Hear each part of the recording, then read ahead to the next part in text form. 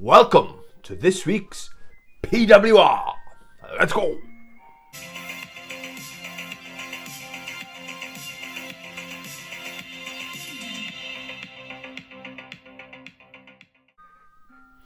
Hey YouTube, welcome to the channel, or welcome back to the channel. I hope you're all doing well. That's my hope you're doing well shoulder shrug for you guys, okay?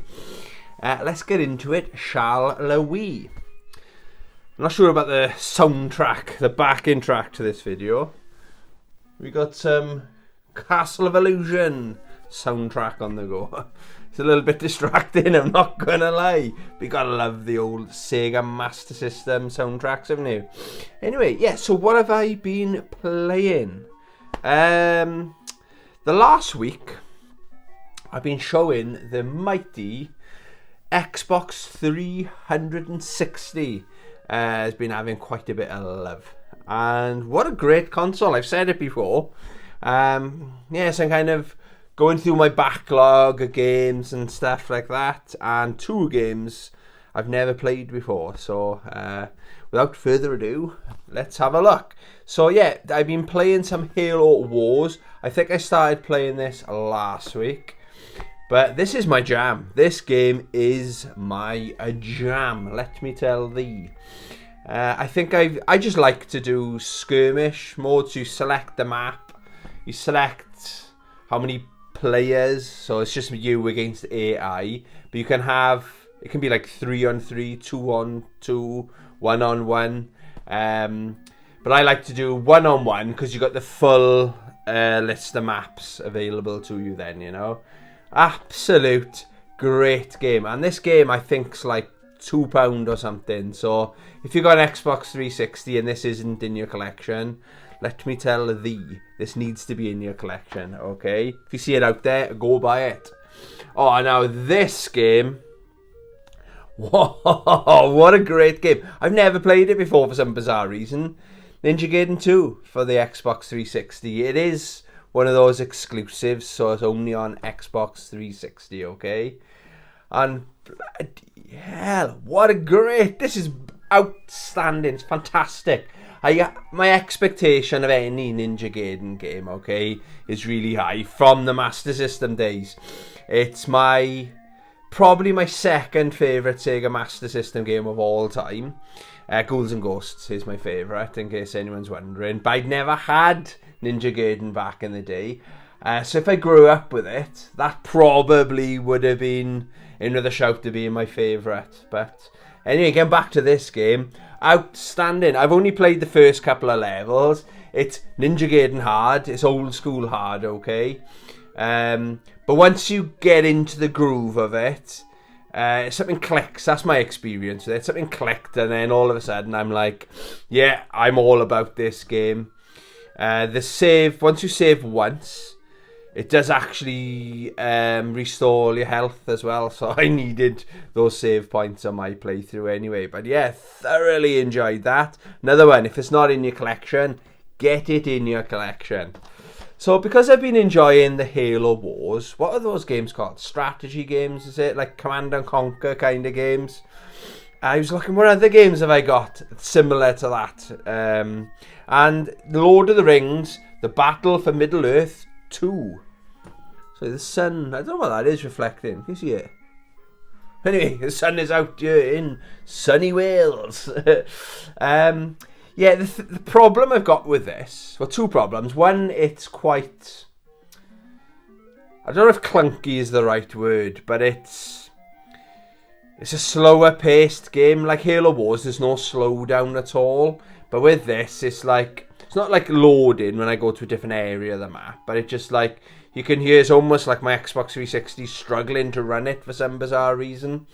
And the other problem I've got, because I've been playing so much Halo Wars, in my head I just wanted to play Halo Wars controls gameplay in the Lord of the Rings universe. It's not quite the case. This is, I think, too complicated, the controls. They need to simplify the controls like they've done with Halo Wars. But yeah, I played only a little bit. I tried to just jump into a skirmish.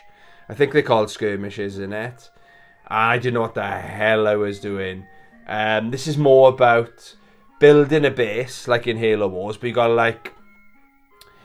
to like build a wall around you. You're in control of how the wall looks, and then you got to set up a farm, and then you got to. It's a bit more in depth. This feels like more like a PC game. I think this would be a good game to play on a PC with a mouse and a keyboard. But that's my experience anyway. I haven't given up on the game, but I just went straight back. I thought, I don't know if I got the patience to learn how to play another one of these kind of games. Where Halo Wars just seems everything's right. Every button, the map button layout is just everything makes sense. If that makes sense. So yeah, I've been playing a little bit of that. Again, I don't think that's an expensive game. Maybe I would have enjoyed it more if I had it back in the day. Grew up playing it, you know. So what else have I been playing? So I've had the PlayStation 5 on the go, okay? I'm trying to think what order I've been playing these. I finally got round to playing Power Rangers Battle for the Grid Super Edition. And yeah, it's what I expected. I've only played a little bit. So I went with, it's 3-on-3 fighting game, okay? And so obviously, if you didn't know, that's Ryu. So this Super Edition, it's got 2 Street Fighter characters, the most iconic 2, isn't it? So Ryu and Chun-Li. So that there is Chun-Li.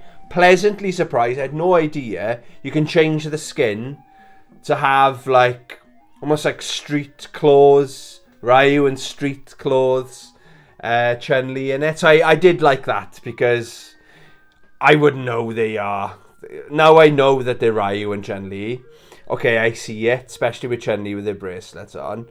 But, I don't know, that to me isn't Ryu and Chun-Li. Does that make sense, guys? So I'm glad you could play, you had the option to play with a different skin, okay? But yeah, it was alright. I struggled a bit, though. Maybe I need to change the difficulty or something like that.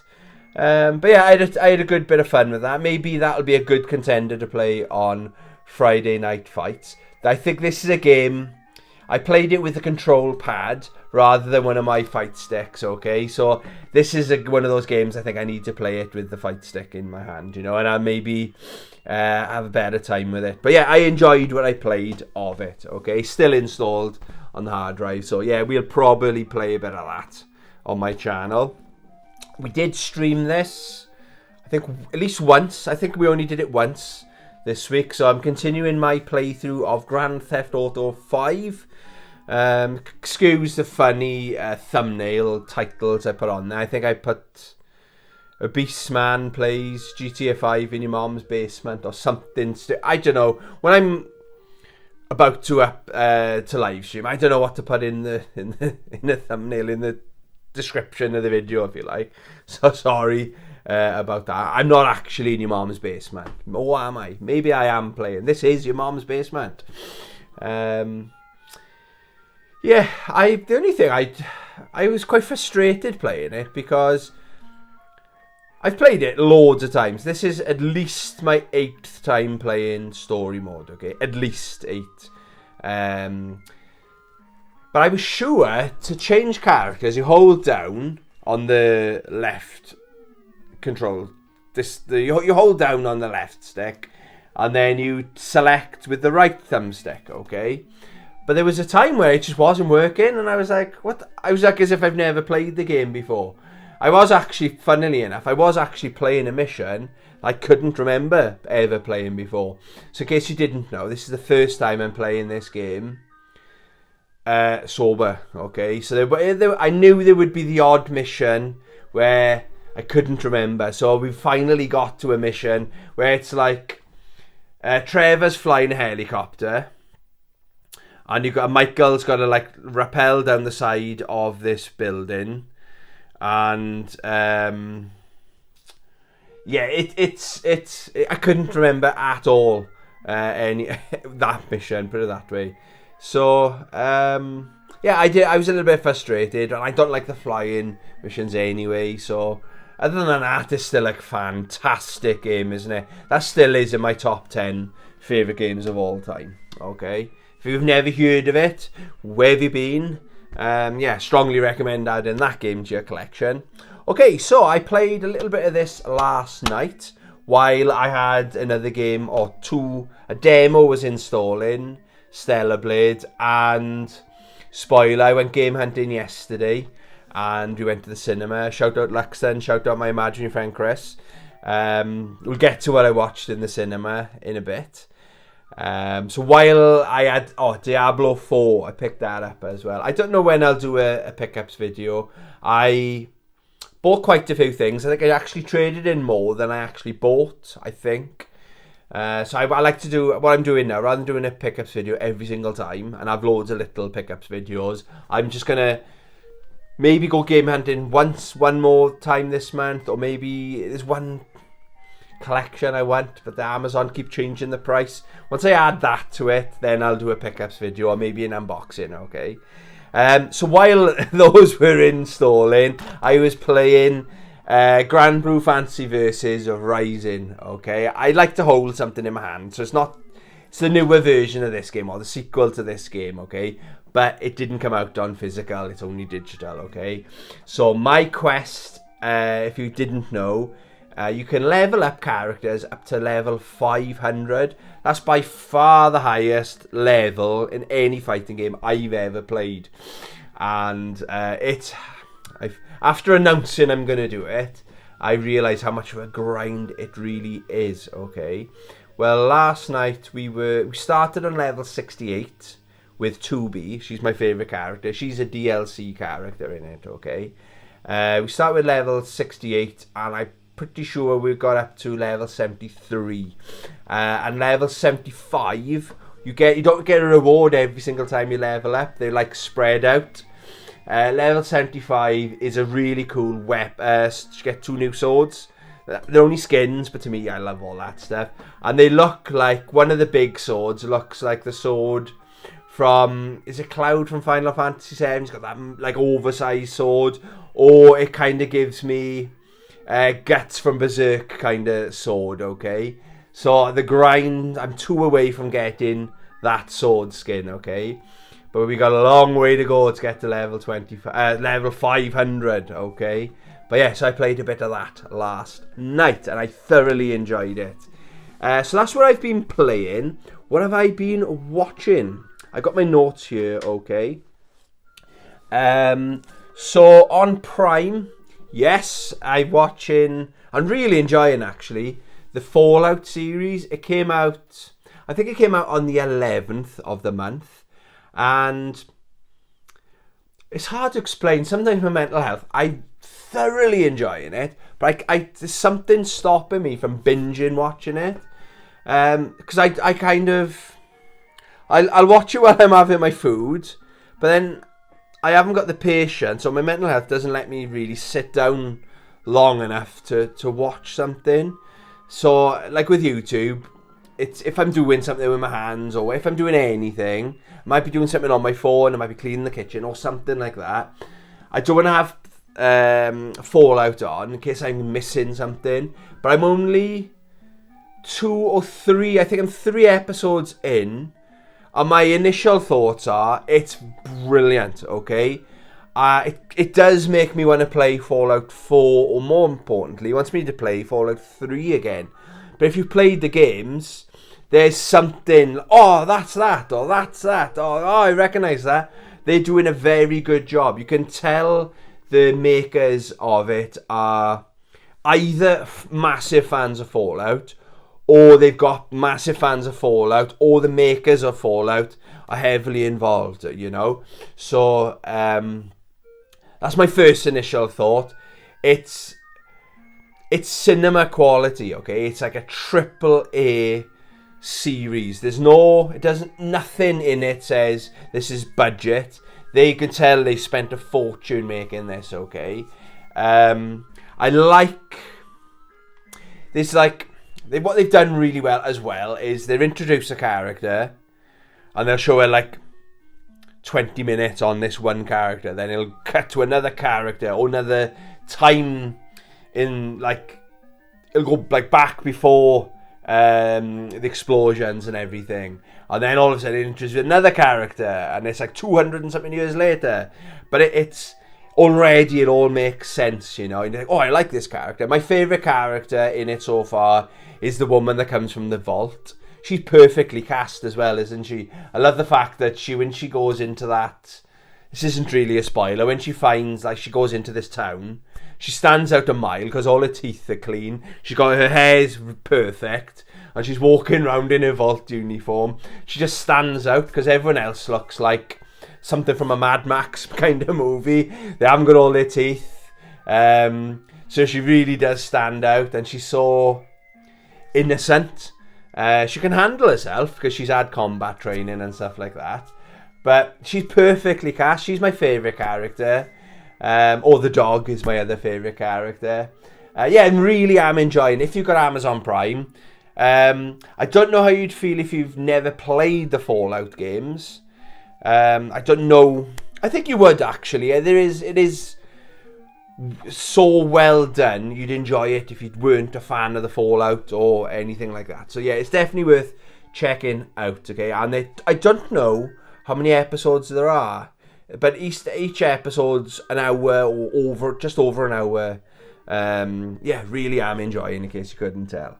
What else have I been watching? We went to the cinema yesterday. And yeah, so obviously I'm going to watch. So there's Ghostbusters there. I think Dune 2 still in the cinema. There's a new Omen movie. There's a Godzilla movie. So obviously your boy went to watch Godzilla Cross Kong, The New Empire. Okay. And of course I'm going to enjoy it. It's not a patch on Godzilla -1, but Godzilla -1, to me, that's a special movie. That's probably, it's very rare I say this about a new movie, that is probably in my top 10 favourite movies. Not Godzilla movies, probably my top 10 movies of all time, okay? But I don't want to talk, but this, basically, if I am to compare, I don't want to be that guy that compares the two Godzillas. They're very different, okay? That's Japanese Godzilla. This is the American Godzilla and King Kong. But it's King Kong's story, okay? Godzilla's in there. He's by far the highlight of the movie when he's in there. So I've got a couple of notes. So yeah, it's Kong's story where he's in... Is it called Middle-earth in the sense? So if you've watched the series of all the movies, it's kind of building up to this movie. And kind of feel sorry for him because he's looking for his family. He's very lonely. He's home. He's home. So Skull Island wasn't his home. But he's where he belongs. But he's lonely, you know. And it's really funny. He hears or thinks he hears like a roar. And he's like, oh, there we go. There's my family. And he's like, whatever is he expecting? And it's this fucking bug. I say it like that, but it's probably the size of a fucking house. This bug. And it's like... It's just got a loud roar kind of thing. That was really funny. And he's like, "Oh, really? You kind of feel for for Kong."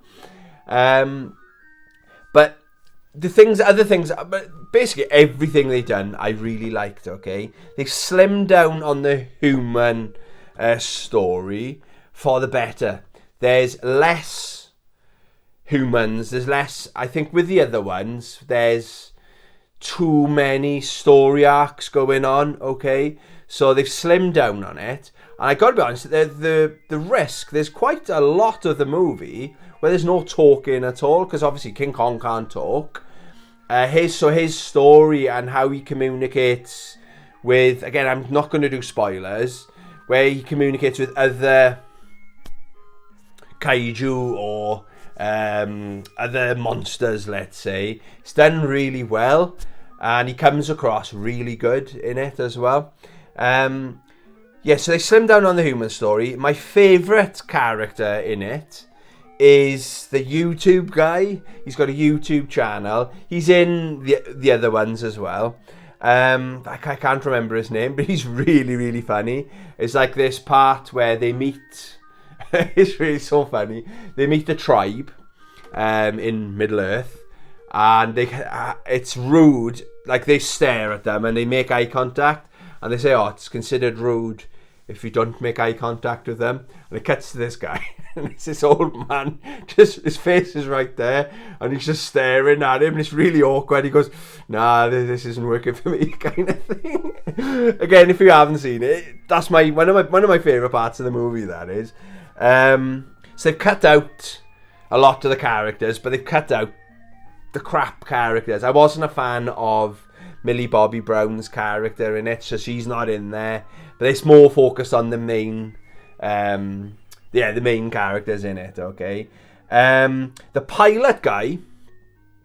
There's the pilot that flies them to Middle Earth. Okay, I think he's trying to be. I wasn't sure if I liked him or didn't, but I think if they recast him as Jack Black, I think he would have fit perfect in that role. You're not sure if he's a good guy or a bad guy. He starts off quite funny, but then he turns into a bit of a dick and kind of thing. I thought he would have been better if that was Jack Black. Just going through my notes. Godzilla. So he's in it. So again, it's Kong's story. But Godzilla, pretty much the whole story of Godzilla, all the way through the movie, he knows something's coming and he's got to get ready. So he's absorbing the power of the kaiju and stuff like that. So it does make sense if you haven't seen the posters. This isn't a spoiler. Godzilla isn't blue anymore. He's pink. So but they do explain it very well. And when I first saw, my very first, I tried to stay away from the spoilers, the trailers. But I knew I couldn't stay away from the fact that he was pink. It's everywhere. It's on the movies. On my ride home from work, there's a poster of Godzilla, and he's pink. So I can't. I was aware that he was pink, but it makes sense why, and I do like it. Okay, so he's just getting ready for this. He doesn't know what it is, but he's aware that I need to power up, level up, kind of thing. I really. Two other things. Godzilla. I've got my dream, right? I'm very sad. I'd love to see Godzilla in Wales. Okay, I don't know, like in Swansea, the scaffolding capital of the world, or in Cardiff or something like that, or in Rhossili down the Gower. I know it's why. It's just where I grew up. Okay, but Godzilla goes to France. It's like he's in Paris, and all it is a little step.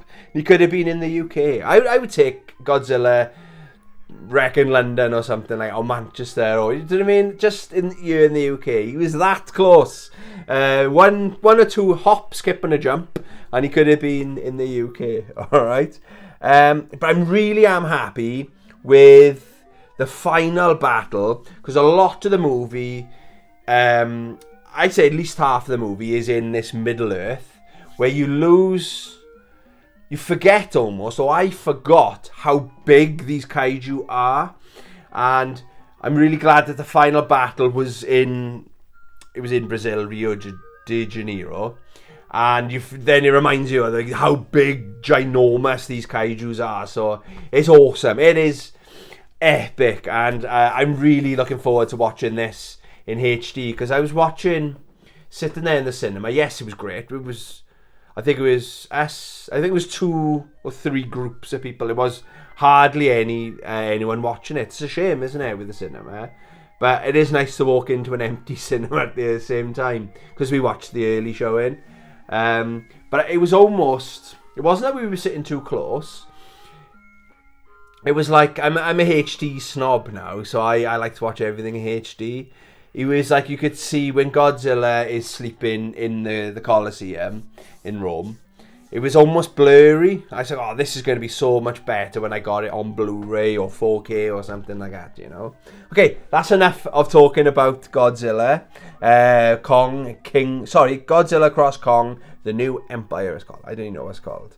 YouTube, my channel of the week. Again, I've watched a lot of YouTube this week. It is a channel. I consider this person a friend of the channel. They have been my channel of the week couple of times now. And this was going to be my video of the week last week. But then I got something stuck with me. I like to shout out if I find a new channel, I like to shout out the new channels. But anyway, this channel is Joe Gaming Girly. It's a video she did last week, basically. And the video is Resident Evil Pickups number 9. Okay, so I suppose Resident Evil is Joe's version of Street Fighter for me. Okay, so we've all got that one franchise that we absolutely love. I'm the Street Fighter guy. Joe is the Resident Evil girl. Okay, and so yes, it's a pickups of Resident Evil. Okay, it's like a t-shirt, some other bits and bobs. Okay, but for what stayed with me, okay, was she found Resident Evil 2 on the N64. Okay, and she was so happy to add it to her collection. So, like, you could tell the passion has come. She was holding it, going, "I'm so excited," kind of thing. I finally found it. And what's extra special with Jo is she doesn't like buying things on eBay. You could buy that game for the N64. It's not a cheap game as well. You could buy that anywhere. There's probably 20, 30 in the UK sellers selling that game, okay? But she doesn't like to do that. She likes to go in the shop and find it. Do you know what I mean? It's all about the hunt. And the other thing is, well, she's actually said a number of times she's given up. She's not collecting anymore. She's done with collecting. She's got enough games in her backlog to enjoy and play, unless it was a special game. So this was like, for lack of a better term, this is her holy grail. And I get it. Like, we went game hunting yesterday. My holy grail, definitely on the N64, is Mortal Kombat 4. They had Mortal Kombat 4 unboxed in CEX yesterday. Well, I couldn't see it there, but they were showing it on their stock file. But I'm going to wait. I'm playing the waiting game like Joe. One day I'll find it, okay? I'm not going to order it online, but she's found that game and she had it. It was in like one of those plastic protective sleeves. Mine will have to go in one of them as well, because this isn't a cheap game, okay? And it's so hard to find because it's cardboard. Nintendo, if you didn't know, the Nintendo 64 was the last console they had where they were stuck with a cardboard. Oh my god. So to find Resident Evil 2 in decent condition, it didn't have a manual, but she said she doesn't care less. But it's that one game she's always wanted. So it was so nice to see her reaction. And again, as soon as she picked it up, it came across, okay, how much that game means to her, and I can really relate. So go check that out. So it's Joe Gaming Girly. If you watch my content, there's a good chance you subscribe to her anyway, okay? I will tag her in the channel as well, so in the description you can just click, it takes you straight there. And the video is Resident Evil Pickups number 9, okay? Right, so what have I been reading? I finished Star Wars Death Star. Outstanding. I love the fact as well, right, that I've read it before. You know, like games are nostalgic, and when you play a game from back in the day. I'm at that age now where books give me the same feeling. So there was quite nostalgic reading this, because I read this well over 15 plus years ago, okay? And I do remember I just moved to Cheltenham when I was reading this. I think I was partway through it, because I've always, even from back then, I've always got a book on the go, okay, when I got back into reading. But yeah, so I got that nostalgia. It was giving me like the feeling of nerves, like moving. It was the first time I ever did it, moved to a new town on my own. I didn't know anyone, but I was lucky. I made loads of friends with through work. But yeah, what a great book. I forgot that, spoiler, the Death Star blows up at the end, but at the last, say, 50 to 60 pages, the writers, so it's Michael Reeves and Steve Perry, they've done a great job of tying in A New Hope, the movie, with the book as well. So Darth Vader, but it shows, like when Darth Vader, he's in his TIE fighter, and then there's like a bit of a gap. So how does it take him so long to get to the X-Wings? The book explains there's something else going on. Where there's all these different characters. There's about 8 of them in total. Nothing to do with the movie. Like one's a canteen. She runs a canteen. There's a bouncer, there's a doctor, there's a librarian and stuff like that, okay? And basically, all these people come together. They don't want anything to do with the Death Star because they're blowing up planets. They were like, whoa, this isn't what we signed up for. They feel super safe because they think they're in the safest place in the galaxy because they're on the Death Star. And the Death Star is indestructible as far as they thought, you know. So they just wanted to get out. They didn't. And in the Death Star, they might hear like an explosion, or there might be a slight rumble. That might be a spaceship flying into the outer shell of the Death Star, because it's so well built. There's one little weakness, you know, which obviously if you've watched the movie, you know all about it. It's really had a good bit as well, where the architect is like, this doesn't make sense. Why have you got this port, like exhaust, what they call it, like an exhaust port? Doesn't make sense. Because it was put there on purpose, so it could be blown up. And she raises it hundreds of pages into the book. She's like, I'm a bit concerned about this. This doesn't make sense. Why do you need another exhaust port running next to the other one? This one isn't actually doing anything. And it could be considered a weakness. They're like, are you stupid? What's the chances? 1 in a million or 1 in a billion chance that someone could fire a torpedo all the way down. It could blow the Death Star up. Silly girl kind of attitude. And it turns out that she was absolutely right. So I can't recommend that book enough. If you like Star Wars, you deserve to give this book a go, you know. So yeah, obviously I'm thoroughly enjoyed that.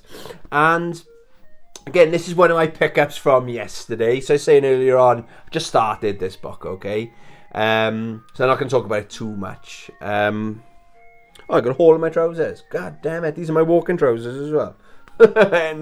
Sorry, never mind, I'm not going to show you that. Yeah, so what was I going to say? So yeah, I went game hunting, and then I just always do the charity shops in my hometown, and it was $4 for £1. You can't fault that, and that money's going to charity. So one of the books I picked up was Dan Brown, Deception Point. I've read this book before, again, well over 15 plus years ago, and I remember it being great. The 4 original Dan Brown books are outstanding, okay?